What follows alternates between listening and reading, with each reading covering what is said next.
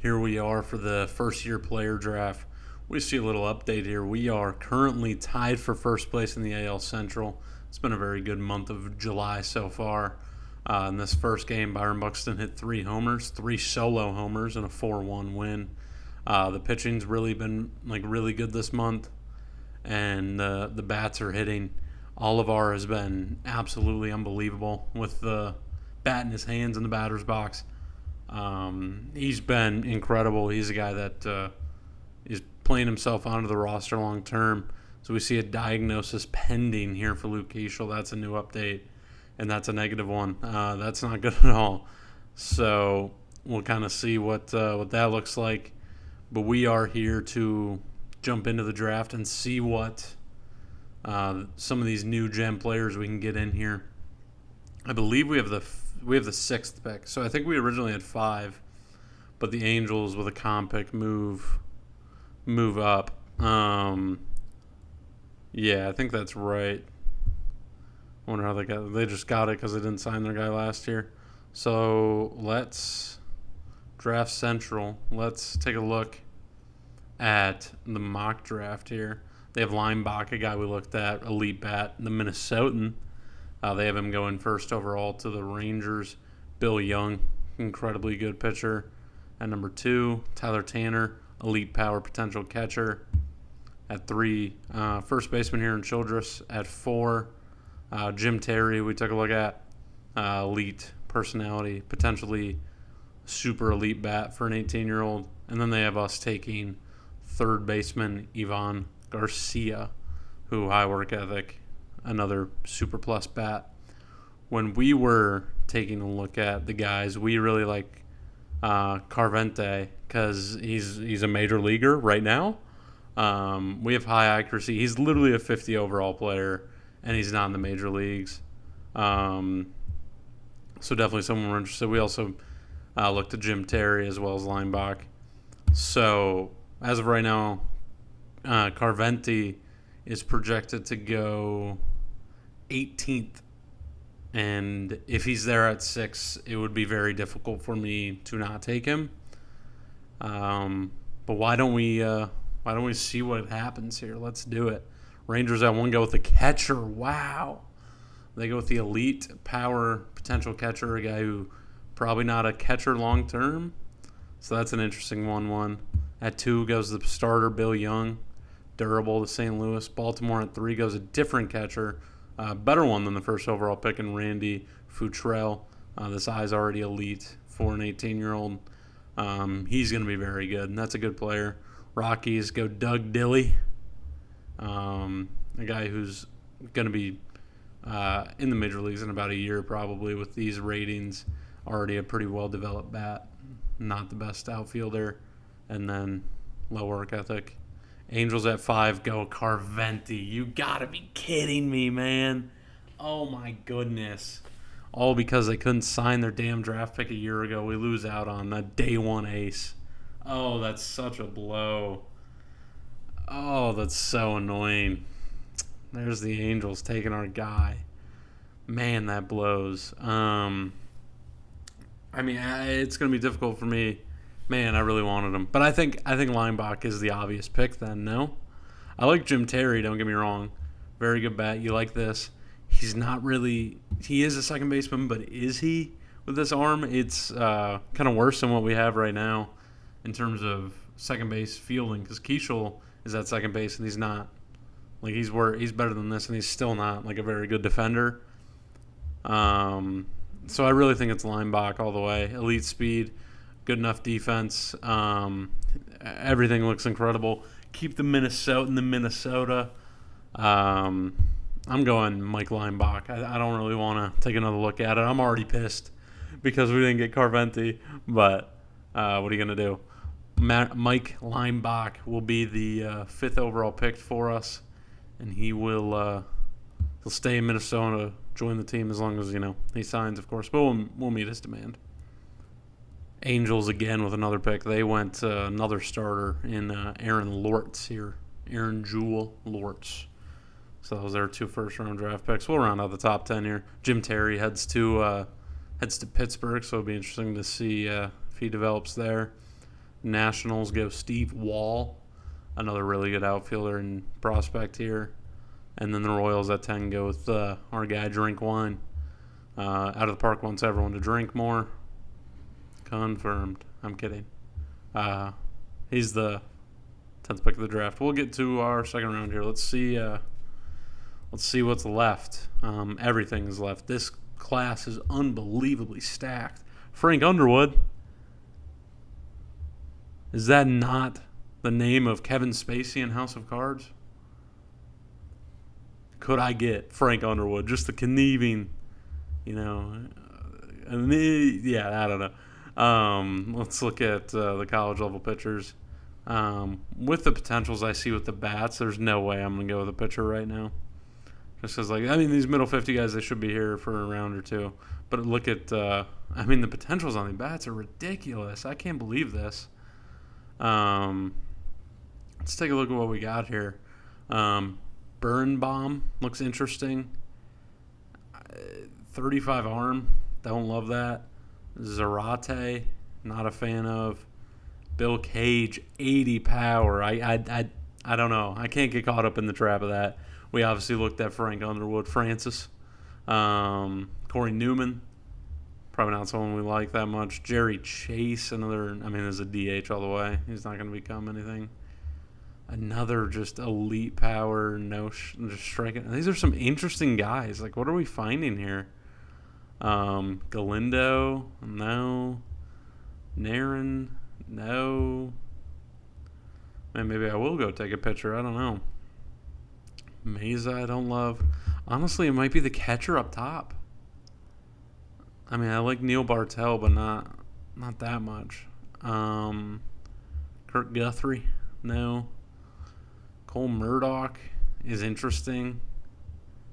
Josh Ott. None of these guys are screaming at me for me to go take them. Jeremy Lane is interesting, but this eye is gonna not be good. I don't know. I really think the catcher is honestly the best option. I know he's the top guy, so it's easy to say that he's the best. I like Ambrosi here too. Yeah, I think we're going to say screw and go after the 70 power potential catcher here in Birnbaum, who I don't think is going to be a 78 potential guy long term, but he's going to be our second round draft pick. And let's keep it going in third round. And there's a lot of variant. All these guys are still here. So I don't know if it's just our scout who thinks these guys are elite or these guys are actually this good. Ambrosi's still here. He's the guy I liked last round. Elite this. He's probably corner outfield long term, but a very intriguing bat. And that's kind of where I'm leaning. I don't dislike Galindo. I don't love the personality class. But a very good range, and the bat's better than Ambrosi.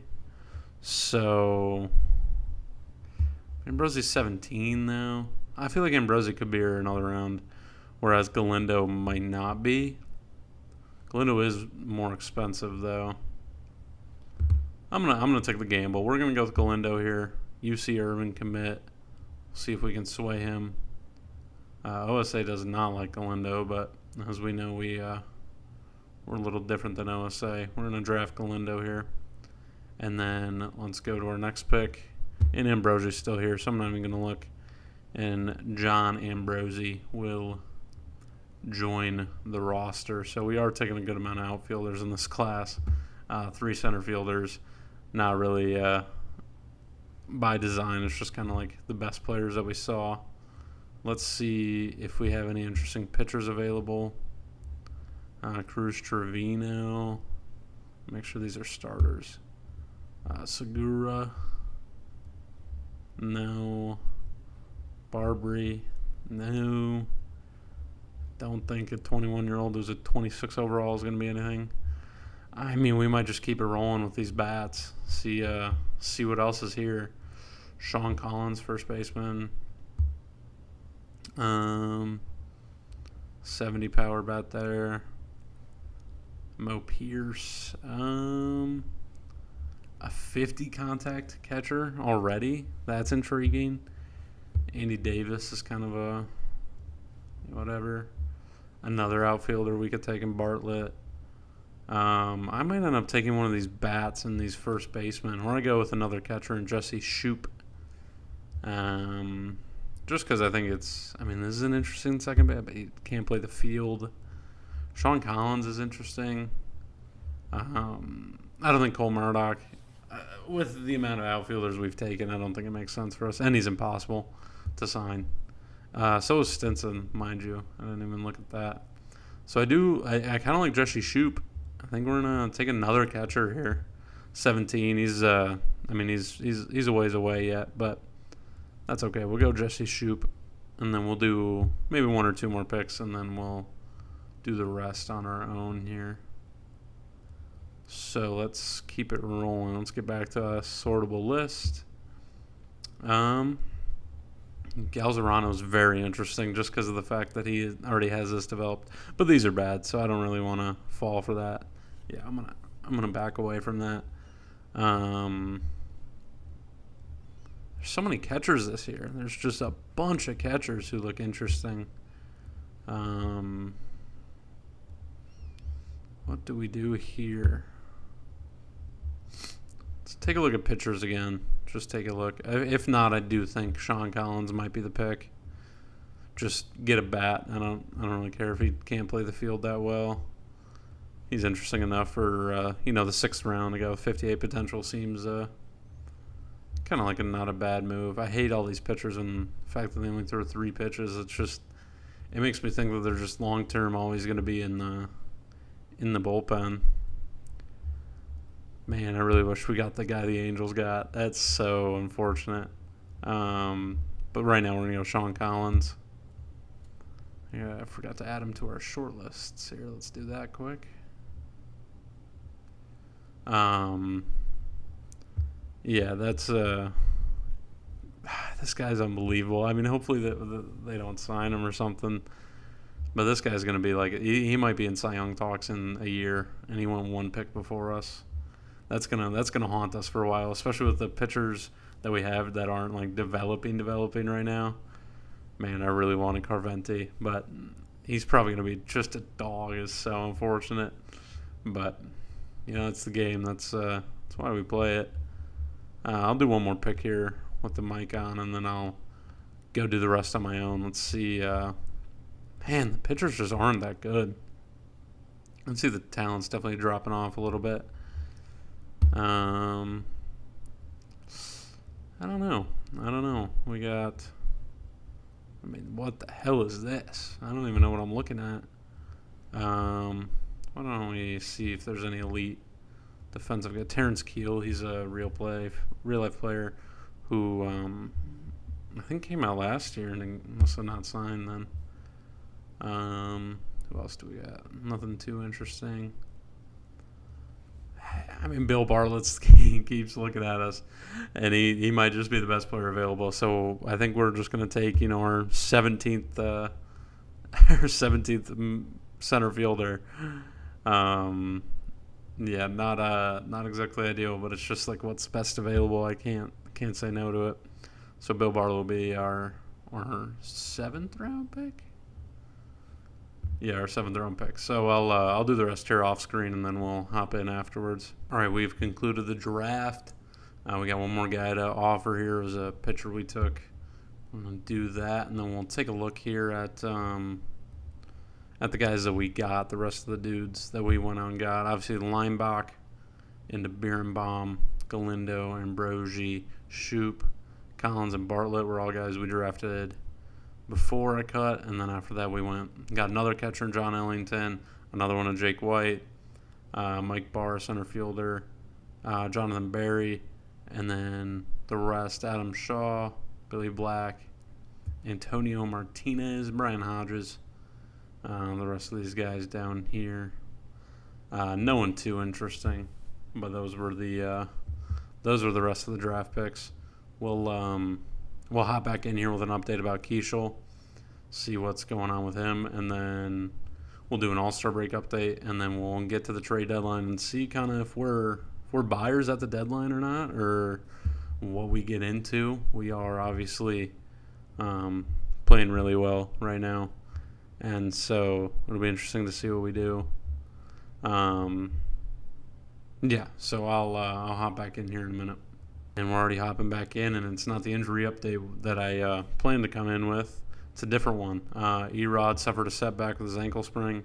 He's down for another 4 weeks. So I think we were like 1 to 2 weeks away from him coming back, and now we are 4 more weeks out without Emmanuel Rodriguez. So Olivar will just keep hitting. He'll just stay in the lineup.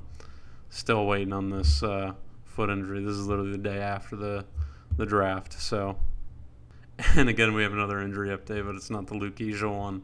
Andrew Painter's eligible to come off the IL, so that's good.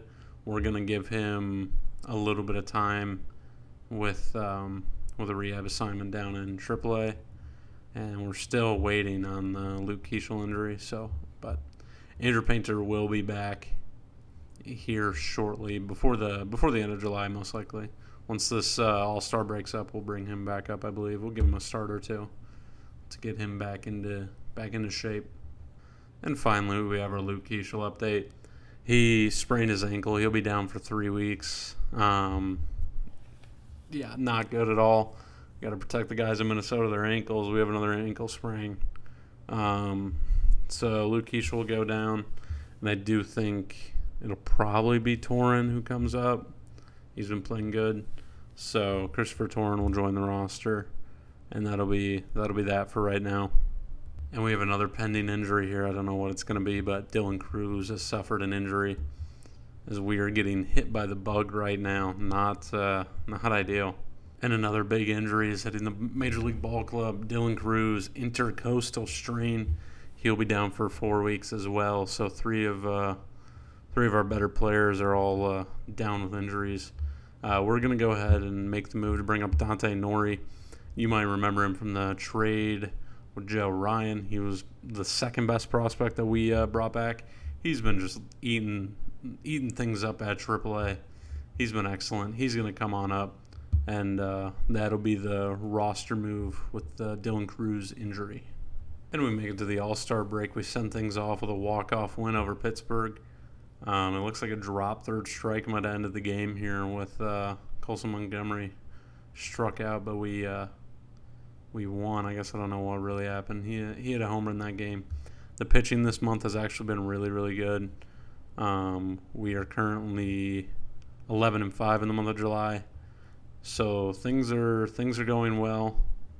We're pitching a lot better. I know we still see a lot of 100+ here, but Iriarte has made, other than this Milwaukee start, had 2 really good back-to-backs.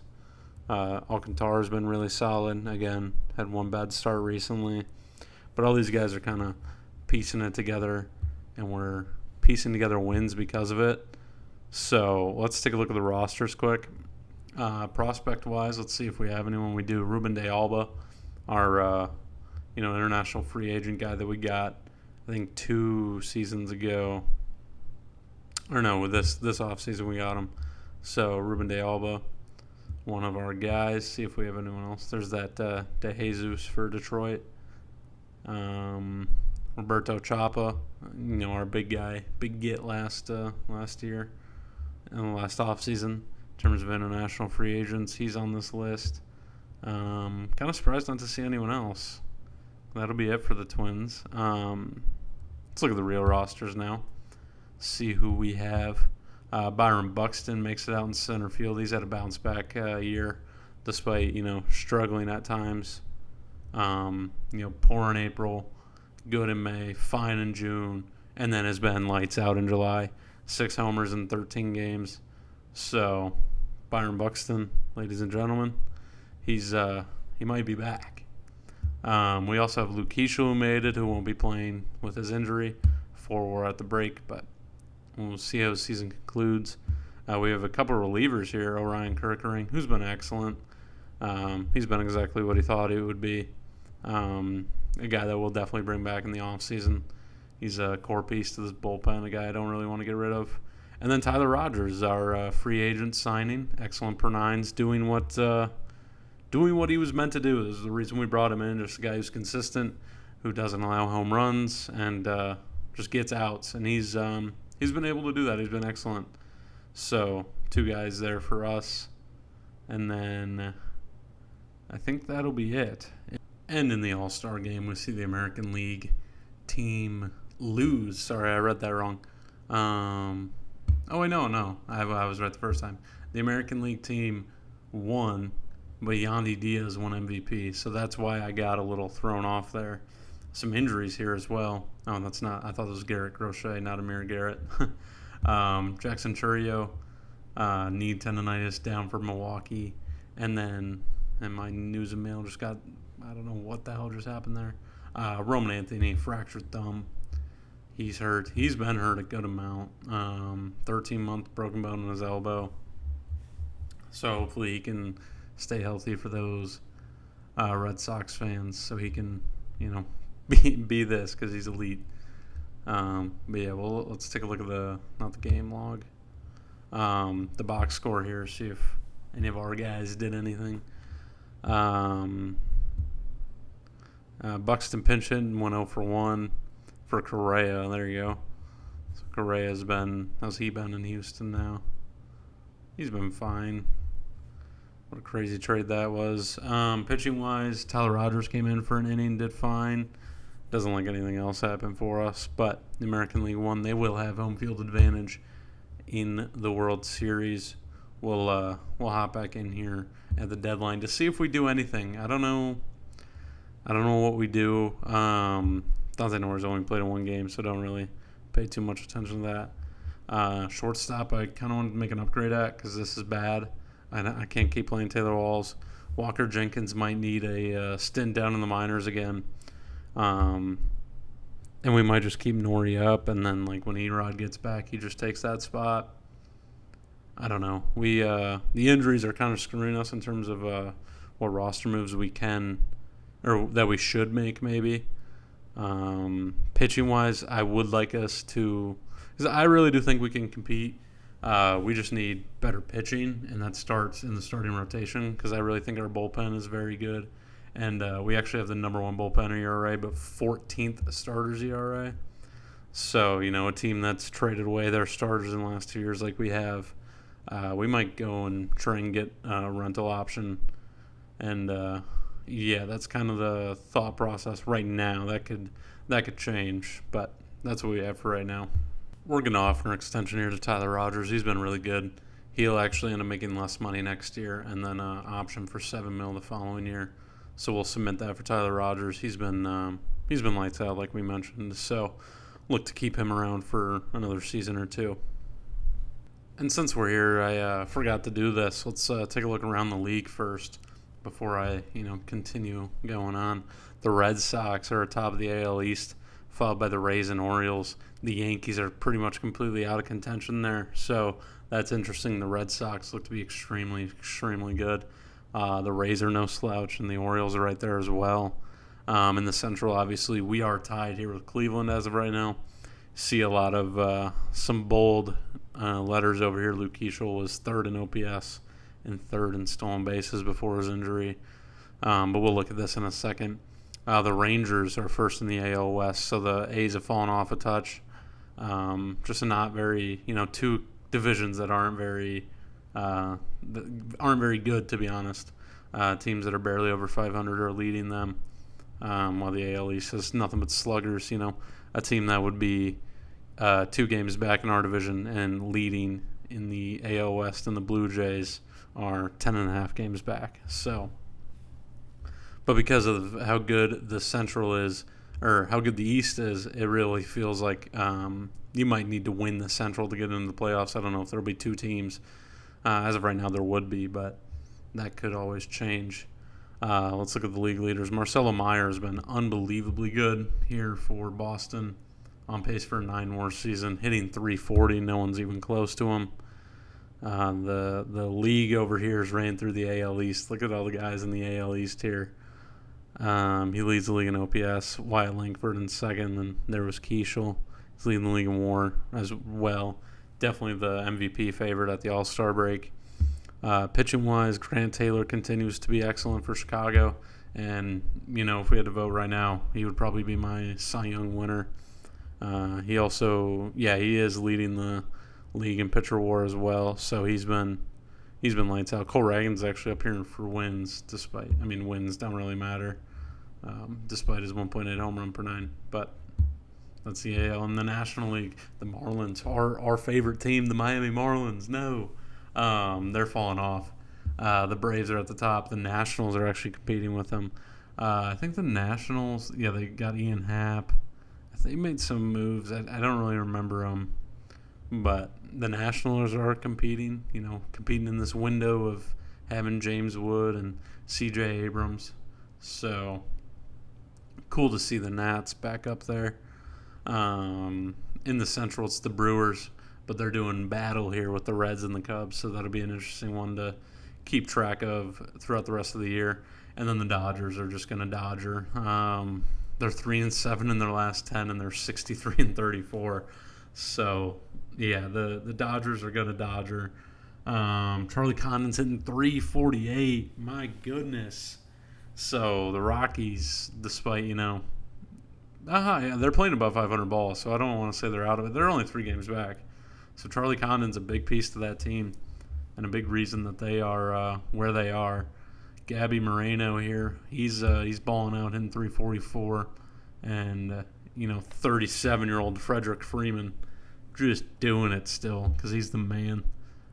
Bryce Harper's still up here too. So, in this save, there's just been the old guys just bearing down, being really good. Moreno, Freeman, and Condon, the 3 batting average guys, are the 3 WAR leaders. This MVP award could go to either of those 3 as of right now. Paredes has slowed down a touch, but he's still been unbelievably good. Pitching-wise, bit of a surprise, Adrian Hauser is leading the league. So, shout out Adrian Hauser, in ERA at least. Webb and Kershaw still doing it, our second and third respectively. Paul Skeens leading pitcher WAR by a full number here.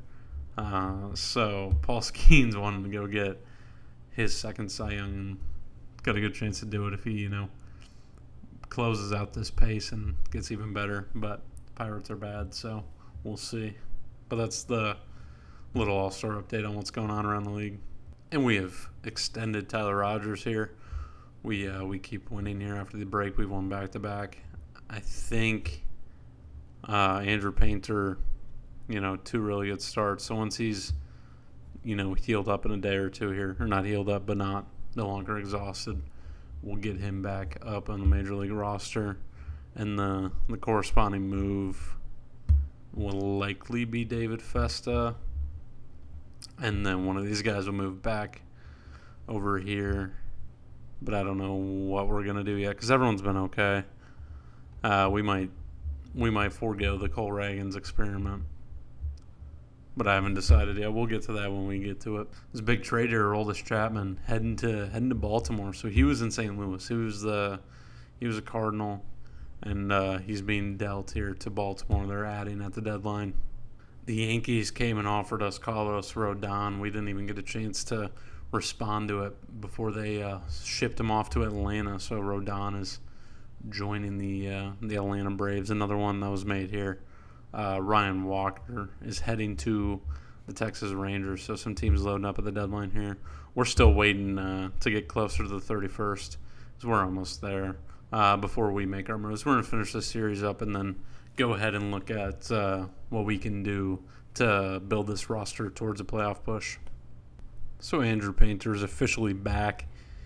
He will join this roster. He was excellent through 2 starts to open his year, and he is now back. We're going to try Cole Ragans out in the stopper role.